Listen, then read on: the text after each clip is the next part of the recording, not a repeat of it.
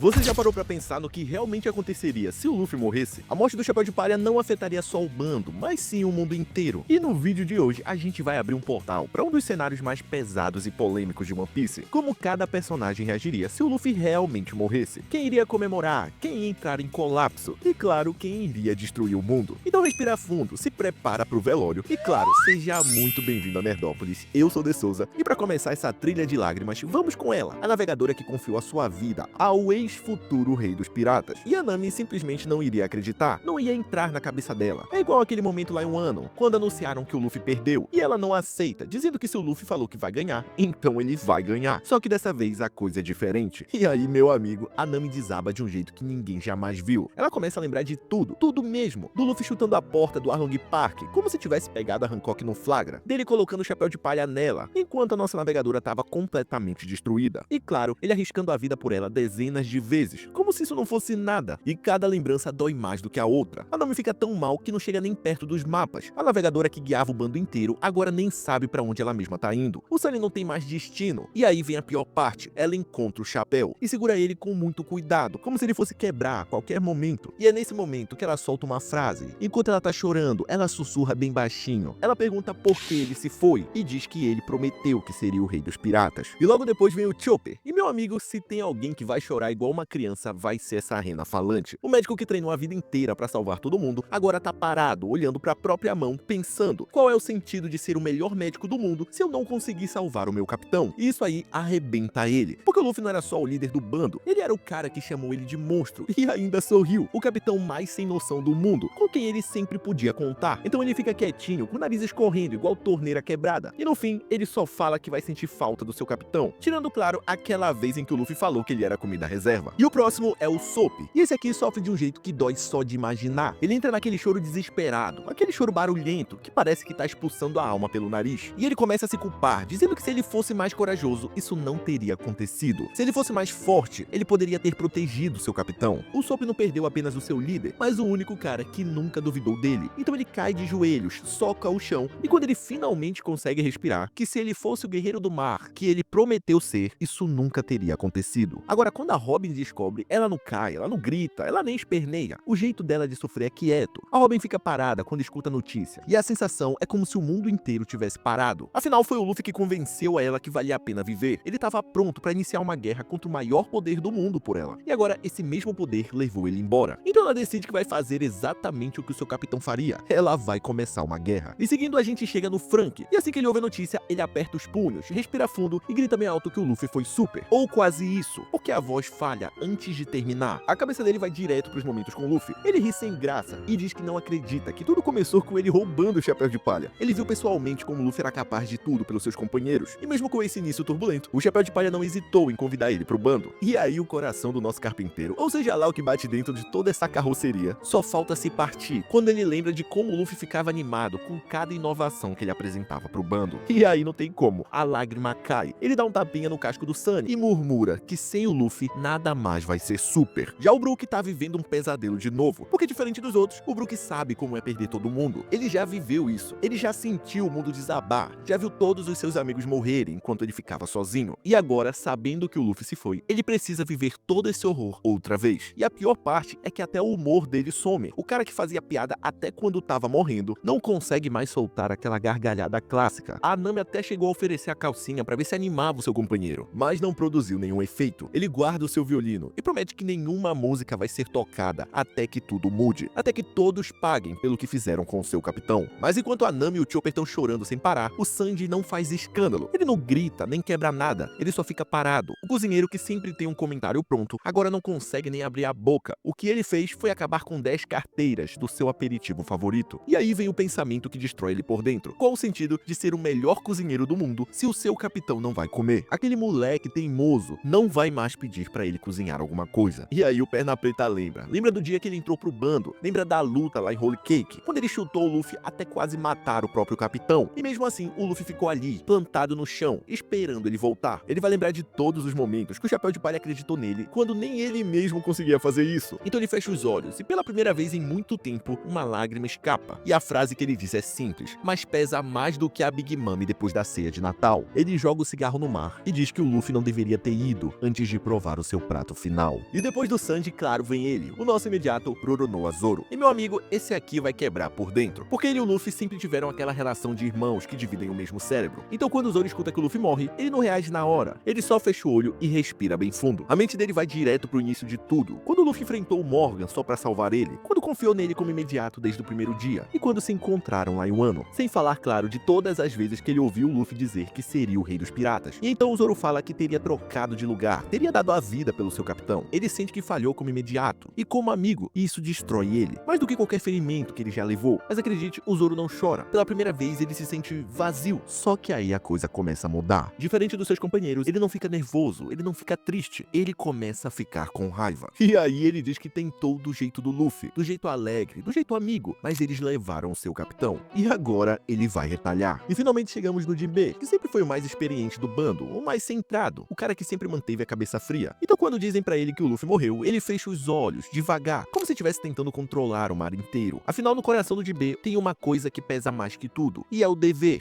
que ele jurou quando entrou pra tripulação, o dever de proteger o capitão com a própria vida se fosse preciso. Então ele diz que falhou. Ele prometeu pro Ace que protegeria o seu irmão, mas ele não conseguiu. É claro que ele não chora na frente de ninguém. Ele perdeu o capitão uma vez, alguém que ele acreditou que mudaria o mundo, mas ele teve que vê-lo partir. E depois aparece o Luffy, mas o governo também levou ele. Então o Jinbe enxuga as lágrimas e diz que não tem jeito. Ele não pôde estar lá pra salvar o Luffy, mas ele vai vingá-lo. E quando ele levanta a cabeça pra chamar todos os seus companheiros pra batalha, ele vê que seus companheiros já estão prontos pro acerto de contas. Enquanto isso, na marinha, a notícia finalmente chega no Garp. E meu amigo, aqui é complicado, porque por fora ele finge que é pedra, mas por dentro ele é praticamente uma bomba relógio prestes a explodir. A gente já viu como ele reagiu quando o Akainu transformou o Ace num donut. O velho quase acabou com o almirante na frente de todo mundo. Agora, imagina isso. O Luffy morre, e morre na mão do governo mundial, que o Garp tanto detesta. Meu amigo, esse vovô vai entrar no modo vilão de fim de arco. E o incidente de God Valley vai parecer festa de fim de ano em comparação com tudo que ele vai fazer. Então sim, o Garp herói da marinha ia morrer, e o Garp vovô iria assumir pra destruir tudo. Mas enquanto ele tá lá, recebendo a notícia, ele olha pro lado e vê o Kobe com lágrimas nos olhos, dizendo que isso é impossível. Ele não sabe se respira, se chora ou desmaia. Ele lembra imediatamente do Luffy dizendo pra ele correr atrás do seu sonho. E aí ele perde o controle, e com a voz tremendo, ele agradece o Luffy, e diz que ele finalmente entende que nem tudo é preto e branco. Ele sabe agora que ser da marinha não significa estar no caminho certo, e decide largar tudo. Ele decide que chegou o momento de dar um basta nos caprichos do governo mundial. E chegamos no Ruivo. E aqui, meus amigos, a coisa dói, porque o Shanks sempre acreditou no Luffy. Ele literalmente entregou o legado inteiro do Roger na mão daquele moleque. E aí esse homem recebe a notícia que o Luffy morreu. Afinal, ele olha pra trás e pensa: eu perdi um braço por causa disso? Brincadeira. A primeira reação dele seria ficar completamente arrasado, mas depois de muita choradeira ia aparecer um outro Shanks, aquele que a gente quase nunca vê, o Shanks que não negocia, não sorri, o Shanks que deixou até o Kaido morrendo de medo. E ele vai caçar o responsável. Ele não liga se é pirata, marinheiro, revolucionário ou um deus, seja quem for, vai virar camisa de saudade. Mas agora pega o teu lencinho, porque a Hancock chegou. E meu amigo, essa aqui simplesmente explode. A mulher não pergunta como aconteceu. A primeira coisa que sai da boca dela é quem foi que fez isso. Ela entra num modo que nem o governo mundial tem registro. Ela já é perigosa normalmente. Agora imagina ela com o Luffy morto. Ela sai culpando todo mundo, os marinheiros, os piratas, até os próprios chapéus de palha. E pergunta como é que eles não conseguiram proteger o próprio capitão. Mas depois de 2 horas de surto, ela ia chorar mais do que eu quando descobri que era feijão no pote que tava no congelador. Ela entra num surto tão grande que começa a transformar todo mundo em pedra. E com o olho tremendo igual frigideira quente, ela diz que se o Luffy se foi, então o mundo também vai. Agora a gente precisa fazer uma rápida menção honrosa aqui, que é o Crocodile. Esse aqui não tem mistério nenhum. A reação dele seria apenas uma. Ele iria olhar pro céu e diria: eu fui uma mãe terrível. Sim, é isso mesmo que você entendeu. Agora seguindo nós temos o Sabu. Esse aqui é simplesmente o pior pesadelo da vida dele acontecendo pela segunda vez. Ele iria congelar, literalmente. Ele ficaria parado, olhando pro nada, como se o mundo tivesse apertado o botão do pause. E a mente dele só iria conseguir repetir uma frase: esse Oda deve estar de sacanagem. Porque primeiro ele me tira o Ace. Eu perdi meu irmão mais velho, sem falar que quase morri quando eu era criança. E agora ele leva o Luffy. Então o Sabu cai de joelhos, em choque, e começa a tremer, perguntando se tem como ele trocar de anime e ir morar lá dentro das muralhas de Attack on Titan, porque ele tem certeza que vai ser mais feliz lá. Ele não tava lá pra salvar o Ace, e agora não tava lá pra salvar o bebê chorão. Mas olha, dessa vez a paciência acabou. O Sabu simplesmente vira um monstro. Aquele homem gentil dos revolucionários desaparece. Ele levanta com o olhar mais vazio que você já viu. E a única coisa que resta nele é fúria. E acredite, ele não é o único. Sim, meus amigos, porque quando dragão revolucionário viu o jornal e descobriu que o seu filho morreu, a coisa mudou de escala. Afinal, nós estamos falando do homem mais perigoso do mundo, finalmente perdendo a única coisa que ele realmente amava. O dragão já admitiu pro Kuma que os filhos sempre vão ser o ponto fraco dos pais, e no dia em que o seu único ponto fraco foi tirado dele, o homem vai ficar em silêncio. Aquele silêncio que faz os revolucionários inteiros prenderem a respiração. E aí ele abre os olhos, e você percebe que não é tristeza, não é choque, é simplesmente ódio puro, que parece que vai fazer a atmosfera rachar no meio. O dragão sempre observou Luffy e se manteve longe para protegê-lo, mas mesmo assim ele perdeu seu filho. Então ele diz pro Sabu que falhou como pai, mas não vai falhar como soldado.